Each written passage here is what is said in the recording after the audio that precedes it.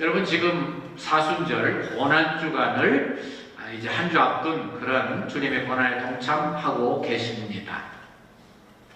주님의 고난에 동참하는 것은 그분의 아픔과 고통과 절망과 좌절과 인간적으로 하는 말이죠. 그 목숨을 바치 않는 십자가 위에 가장 무시무시한 그런 죄인이 받는 고통을 당하셨는데 그 고난에 동참하시기 위해서 여러분들은 어떻게 생활을 변화시키고자 하십니까? 어떤 변화를 이번 고난주간 사순절 보내고 우리 생활에 어떤 변화를 가져오기를 원하십니까? 생각 많이 하고 계시죠? 아멘.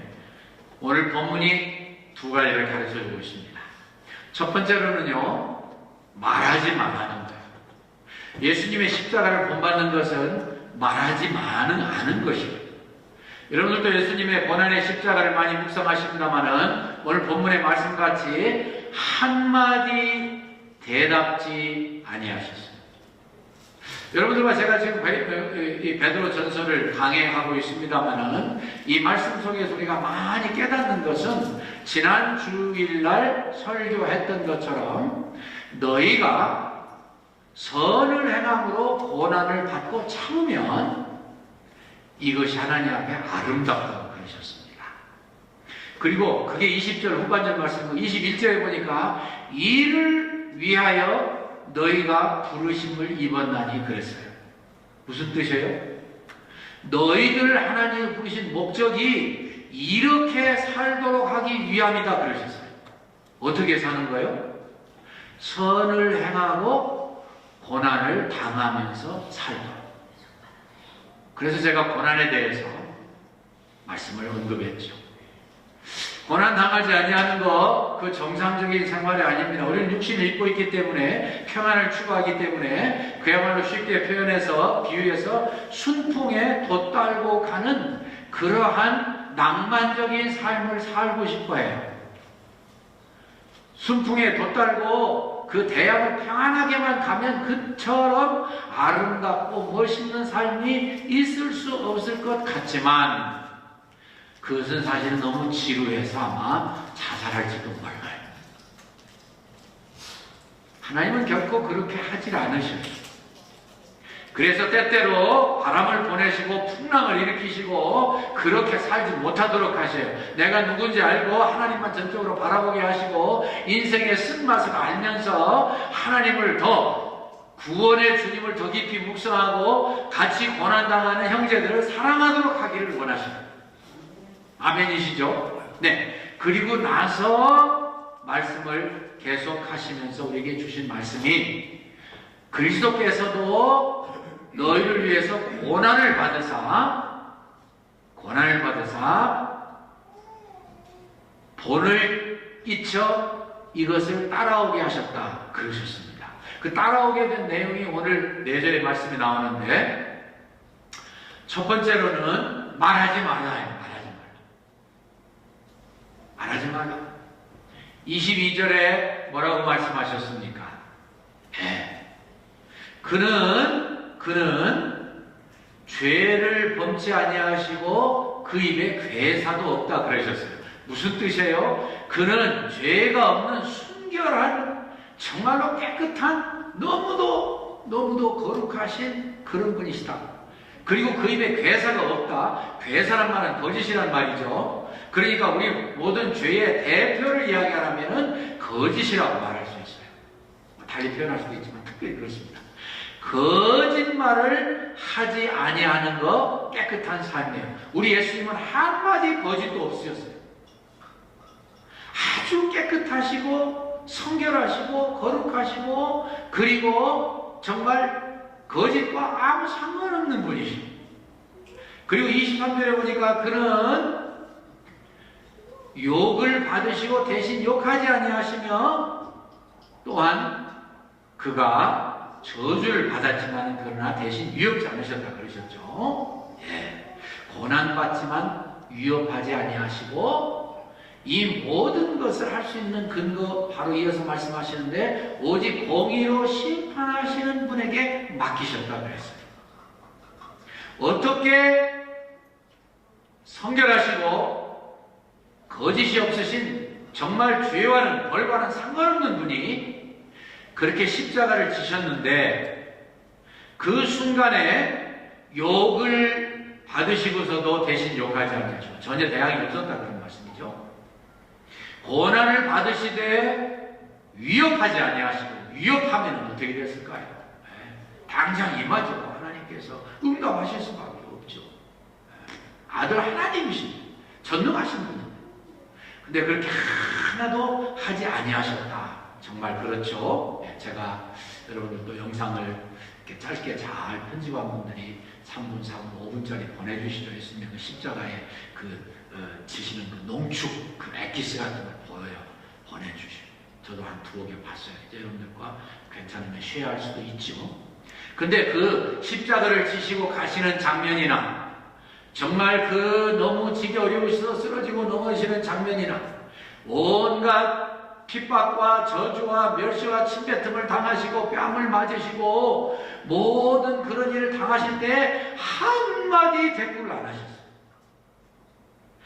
한마디 저항하지 않으셨어요. 어떻게 그럴 수 있냐고요. 어떻게 그럴 수 있었어요? 공의로 심판하시는 하나님을 바라보았기 때문에. 여러분 21절에 뭐라고 말씀했다고요? 이를 위하여 너희가 부르심을 입었나니 너희도 고난 선을 행하고 고난받게 하기 위해서 너희들을 불렀다 그러셨어요. 우리를 부르신 목적이 고난받게 하기 위해서, 예수님을 닮아가기 위해서 예수님처럼 고난당하되 한마디 대신 욕하지 아니하고 입을 딱 봉하고 살게 하려 하셨다는 거예요. 여러분 그렇게 살고 계시죠? 간량한 자존심이 뭔지요? 우리는 못 견뎌요. 근데 하나님이 우리를 부르신 목적은 그것을 견디고 예수님처럼 한마디 안 하게 하기를 원하셔서 우리를 부르셨어요.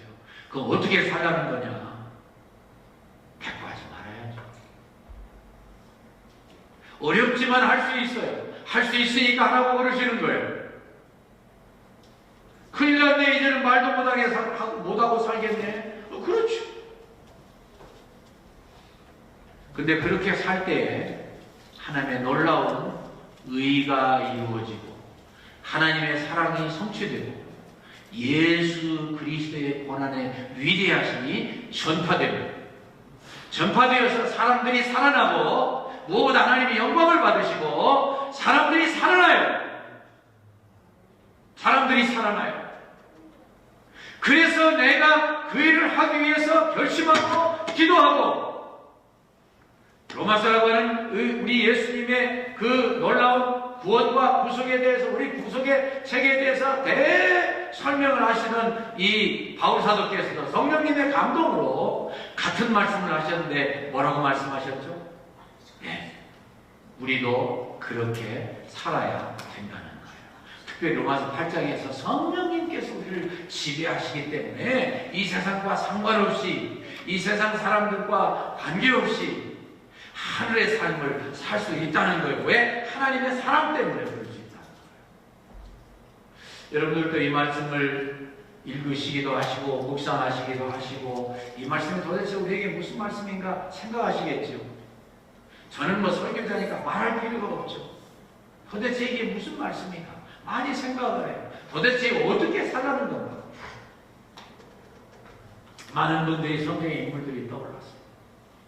그런데 요셉이 특별히 떠올랐어요. 요셉이 그렇게 살았어요.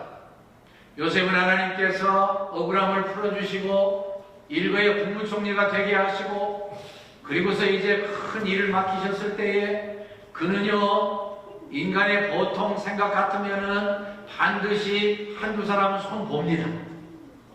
근데 그거 안 했어요. 전혀 하지 않았어요. 자기를 모함해서 자기가 유혹해놓고 자기가 자기를 겁탈하려고 들어왔다고 거짓말한, 최소한 거짓말한 보디발의 아내는 손봐줬을 거예요. 전혀 안 했습니다. 막강한 권력을 가지고 자기 앞에 무릎을 꿇었던 형들을 보고서 그저 한마디만 하면 갖다 감옥에 가둘 수 있어요. 전혀 그렇게 하지 않았습니다. 전혀 그렇게 하지 않았습니다. 오히려 하나님이 새롭게 맡겨주신 그 일, 하나님의 영광이 드러나고 살아계시 증명되고 모든 사람들이 살아나야 될 그 막대한 이 사역을 위해서 즉시 나가서 자기가 해야 할 일을 살피고 들어온 사람. 원리를 발견하시죠? 우리가 원수 같고 남에게 대해서 대신 욕하고 그리고 위협하고 할 시간이 없어요. 뭘 생각하면은요? 하나님 사랑을 생각하면은요. 뭘 생각하면은요? 하나님의 맡기신 위대한 사명을 생각하면. 언제 하나님 사랑하고 언제 이웃 사랑하고 이웃의 아픔과 고통을 안고 기도해주고 유크레인 이 난민들을 위해서 그들의 억울하게 당하는 일들을 위해서 눈물 흘려 기도해주고 하는데 무슨 개인의 사적인 감정에만 사로잡힐 수 있겠습니까? 제가 불가능한 이야기를 하고 있죠. 인간적으로는 불가능하지만 하나님이 함께 하시면, 하나님이 그에게 계속 말씀하시는 걸 들으면 할 수도 있습니다. 왜 하나님께서 이 성경에다가 그런 위대한 인물을 여러분들과 저 예수님도 우리가 똑같이 성품과 정서가 똑같이 살게 하셨습니다만 특별히 예수님이 아닌 요셉을 통해서 그런 삶을 살게 하시고 우리에게 보여주고 계십니다. 너희도 할 수 있다. 너희도 해야 한다. 어렵지만 어떻게 하면 할 수 있다고요? 성령님께서 나와 함께 하시면 할 수 있습니다. 성령님께서 나와 함께 하시고 나를 충만하게 지배하셔서 그분의 삶을 나를 통해서 살게 해드리기를 원하려면 어떻게 해야 돼요? 24시간 그분의 귀에, 음성의 귀를 기울여야 돼요. 24시간 그분의 기분을 살펴야 돼요. 지금 성령님께서 나를 향해서 어떤 생각을 가지고 계시는지, 어떻게 나를 평가하시는지, 나를 향해서 나와 함께 지내시면서 나의 왕좌를 차지하시고 마음대로 나를 지배하시는지, 그분이 정말 나의 하는 일을 보고서 기분이 좋으신지 안 좋으신지 살피면 할 수 있습니다. 저도 자신 없지만 믿음으로 말하는 거예요. 두 번째로는요, 남을 위해서 살라고 하셨어요. 첫 번째는 아무 말하지 말라. 이것도 물론 달려있는 말씀이 아주 특별히 나를 향해서 아무 말도 하지 말라. 꿀떡꿀떡 참아라. 어렵지만 참으면 복이 오고 참으면 위기가 지나가고 참으면 하나님의 뜻이 나타나고 참으면 하나님이 하셔요. 하나님이 하셔요. 미안합니다, 여러분. 다 경험하셨잖아요. 두 번째는 남을 위해서 살아야 돼요. 예수님 그렇게 사셨으니까요. 예수님 닮는다는 게 뭐예요? 말 안 하는 거예요. 한마디 안 하셨어요. 오히려 우리가 다시 그걸 살펴볼 기회가 있지만 십자가 위에서 모든 고난의 절정에 계시면서 하신 일이 오히려 그들을 사랑하고 용서하시는 기도를 하셨어요. 이것이 성령 충만한 사람들의 삶입니다. 두 번째는 보니까 예수님 그렇게 하셨지만 남을 위해서 살라는, 남을 위해서. 24절에 뭐라고 말씀하셨어요? 친히 나무에 달려 그 몸으로 우리를 죄를 담당하셨다고 했어요. 그랬는데 담당하셔서 어떻게 살게요? 의에 대해서 살고 죄에 대해서 죽게 하려 하십니다. 죄에 대해서 죽고 의에 대해서 살게 하려 하십니다.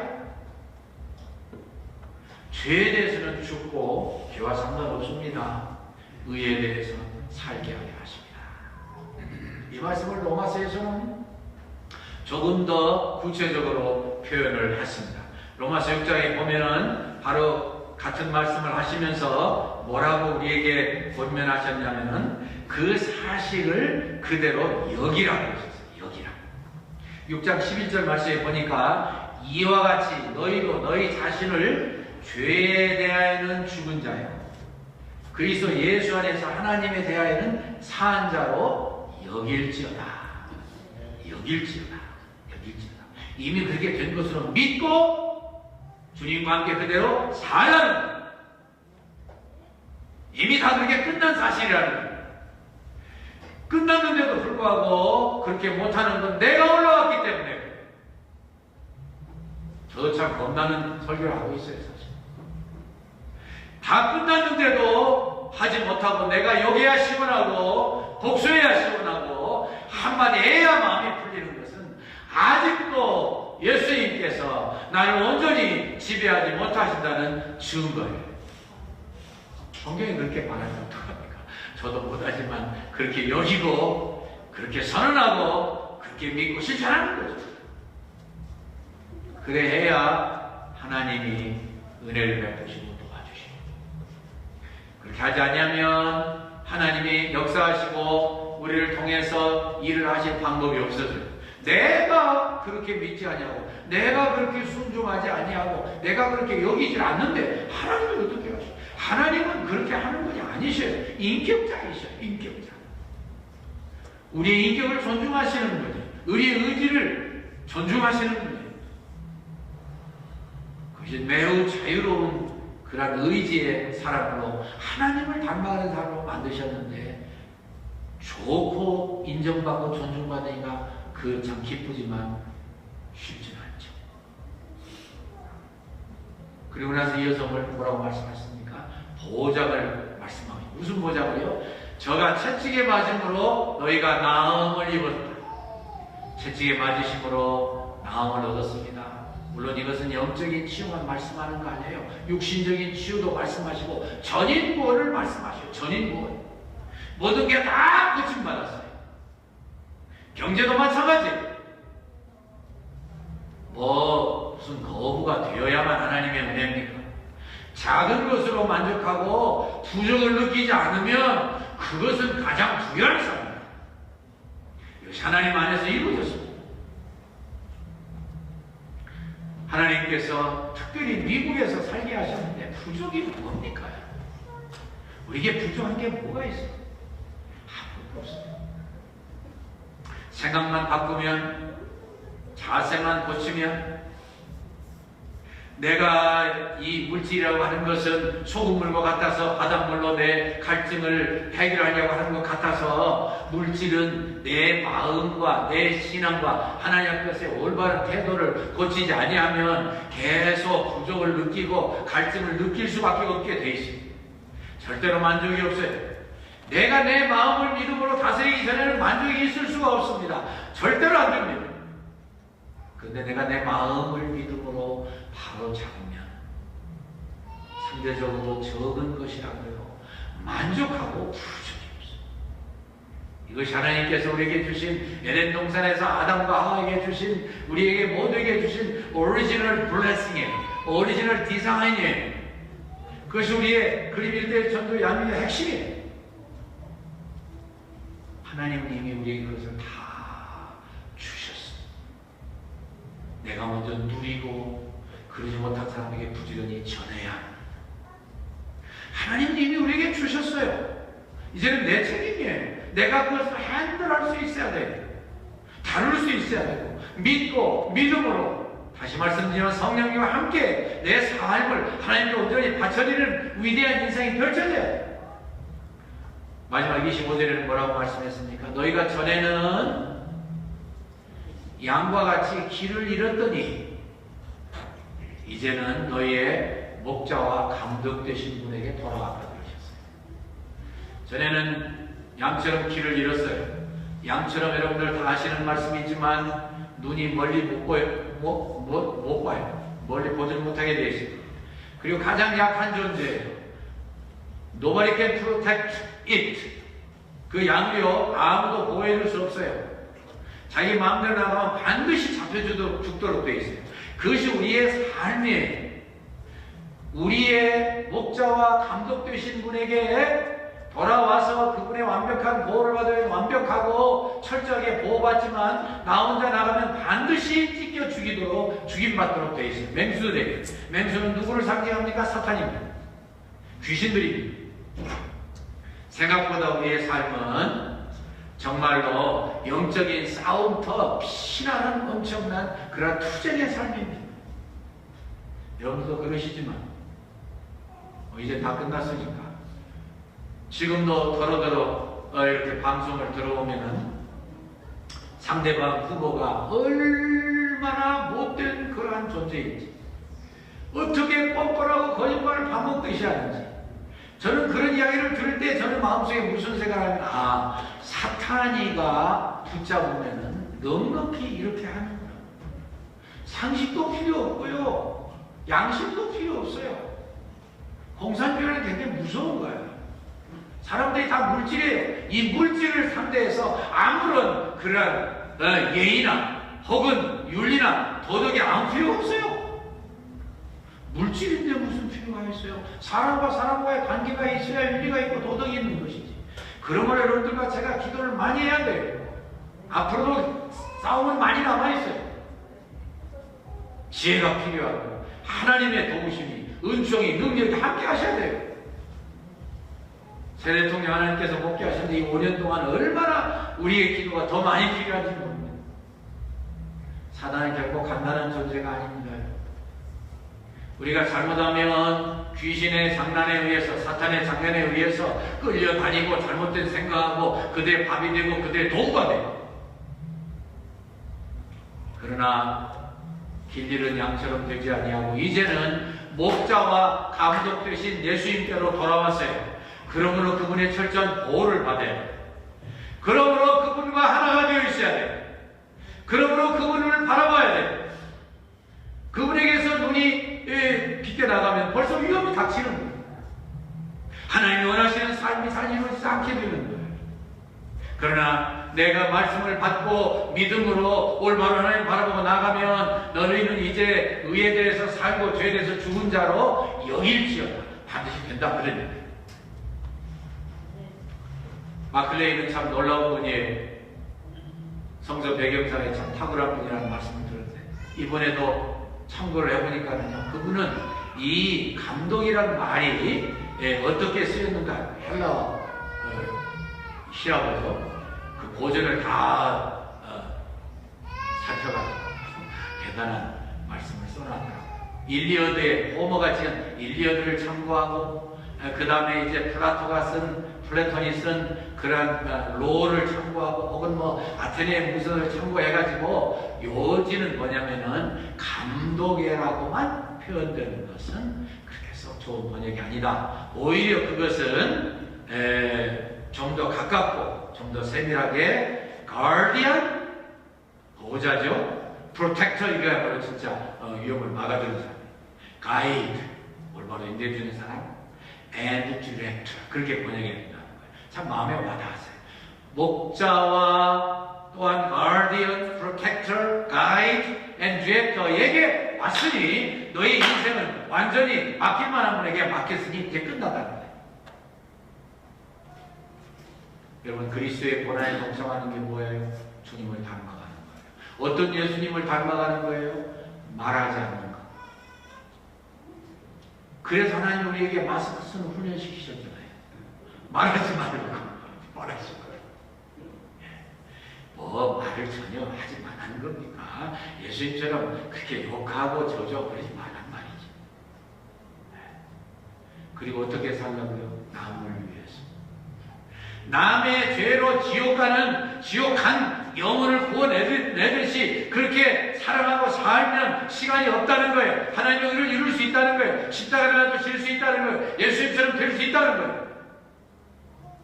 감사하게도 하나님은 이런 놀라운 익샘플들을 역사에 남겨주셨습니다. 여러분과 저는 미국에 삽니다. 미국처럼 복받은 나라가 없고요. 그래 뭐 유럽도 마찬가지겠지만 특별히 미국의 위대한 지도자들 가운데 참 어떻게 하나님이 이런 사람들을 참 세우셨는가 놀래 자빠지는 분들이 많이 계시고, 근데 놀랍게도 그 중에 제일 존경받는 분이 누구예요? 미국의 모든 역사학자들이 한결같이 아브라함 링컨 대통령을 합니다. 그래서 우리는 아브라함 링컨 대통령을 우리의 미국의 대통령으로 모셨다는 게 얼마나 다행이고 자랑스럽고 참고가 되는지 몰라요. 그분의 신앙, 그분의 성경 사랑, 그분의 경건, 그분의 인격, 그분의 인간미, 그분의 너그러움, 그의 리더십, 특별히 그의 탁월한 리더십은요, 상상을 불허합니다. 다른 대통령에게서 찾아오기 어려울 거예요. 한 번은 맥클렐런이라고 하는 이 북부의 그 유명한 장군이 정말 놀라운 그런 탁월한 그런 리더십을 가진 장군이었습니다. 다행히 그분 때문에 많은 전쟁에 성공가 있었습니다. 그래서 너무 고마워서 링컨 대통령이 국방장관을 대동하고 이 야전 막사에 찾아갔습니다. 찾아가서 기다렸습니다. 아직 전장에서 돌아오지 못했으니까. 한참 여러 시간 기다리니까 왔습니다. 왔는데 대통령과 국방장관 번쩍만쩍도 안 하고 자기 2층으로 올라갔어요. 올라갔으니까 이제 대통령과 국방장관이 아이고 뭐 가서 뭐 그냥 땀 흘렸으니까 샤워하고 내려올려나 보다 하고 기다렸어요. 근데 내려왔어요? 안 내려왔어요? 안 내려왔어요. 한참 후에 하녀가 내려와가지고서 아이 장군이 너무 피곤해서 잠부터 자야 된다고 했습니다. 잠부터 자야 된다고 잠자리에 들었대요. 여러분들 같으면 어떻게 하시겠습니까? 중요한 퀘스천이죠. 국방장관이 화가 났습니다. 아니 자기를 이렇게 대하고 대통령의 무례하게 짝이 없는 이런 놈을 가만두면 안 된다고 생각을 했습니다. 그래서 그가 이렇게 말했습니다. 대통령 아까 나는 이런 무례한 놈을 본 적이 없습니다. 당장 직위 해제를 시켜야 됩니다. 당연한 이야기죠. 그때 대통령이 뭐라고 그랬어요? 빙고시 미소를 지으면서 이렇게 말했습니다. 아마 무슨 사정이 있을 겁니다. 이 장군은 우리 전쟁에 정말 탁월한 리더로 훌륭한 장군입니다. 나는 이 피비린내 나는 전쟁에 하루속히 단축만 될 수 있다고 한다면 나는 그의 말복비라도 잡아주겠습니다. 아니 그의 신발을 닦아줄 마음이 있습니다. 자 갑시다. 저는 이 이야기를 듣고요 샤크를 받았어요. 어떻게 그럴 수가 있습니까? 어떻게 그럴 수가 있습니까? 왜 그럴 수 있었다고 생각하셔요? 저는 그분이 기도하는 분이라 그럴 수 있었다고 생각해요. 기도하는 분이에요. 어쩌면 하나님께서 이 시대에 살아있는 우리와 똑같은 그러한 인물을 세우셔서 성령 충만해서 그가 예수님처럼 닮아가서 이 모습을 우리에게 보여주시면서 보아라 너희들 대통령도 이렇게 하잖아. 그러니까 모든 미국의 역사학자들이 당신들이 생각하는 최고의 대통령이 누구요? 말할 필요도 없이 아브라함 링컨입니다. 이러는 거예요. 그 어떻게 살았어요? 자기에 대해서 죽었어요. 자기 우위, 자기 자존심, 자기 명예 다 버려버렸어요. 여러분 생각해 보셨어요? 만약에 거기서 아브라함 대통령이 화를 내고 이런 당장 끌어내려버리나 이런 다 해제시켜버려 그럼 어떻게 됐어요? 남북전쟁 못 이었을지도 몰라요. 그런데 예수님을 닮으면서 나에 대해서 죽고 말하지 아니한 한 지도자 그리고 남을 정말 이해하고 사랑하고 그를 사랑하고 그를 통해서 많은 사람들을 정말 미국에 그때 풍전등화가 받았잖아요. 그 이웃을 사랑했던 모범된 한 사람을 통해서 예수 그리스도가 증거됐습니다. 예수 그리스도가 증거됐습니다. 고난 주간을 보내시는 여러분, 고난의 사순절을 보내시는 여러분, 예수님께서 우리를 위에서 본을 보이시고 우리가 그 뒤를 따라오게 하신 것은 결코 쉬운 것은 아니지만 이미 그분이 그렇게 사셨고 그분이 사신 대로 성경 인물들이 살았고 요셉만 모르겠어요. 많은 예를 들을 수 있죠. 또 우리가 사는 미국의 역사를 통해서 2000년의 교회 역사를 통해서 그런 분들을 하나님은 보내주셨어요. 살게 하셨어요. 무엇을 보여주시기 위해서요? 그대로 살면 살 수 있다. 그대로 살면 위대한 기적이 나타난다. 하나님의 영광을 받으시고 하나님 나라가 확장되고 많은 사람이 구원을 받을 수 있고 성경을 받을 수 있고 유익을 얻을 수 있다. 하나님이 보여주셨습니다. 여러분들과 저는 아직도 2주간 후에 예수님의 부활의 모습을 대하게 될 것입니다. 여러분들의 삶과 저의 삶에서 주님의 고난을 생각할 때마다 이 말씀이 말하지 말라. 나의 유익, 나의 자존심, 나의 알량한 그런 위치 다 잊어버려요.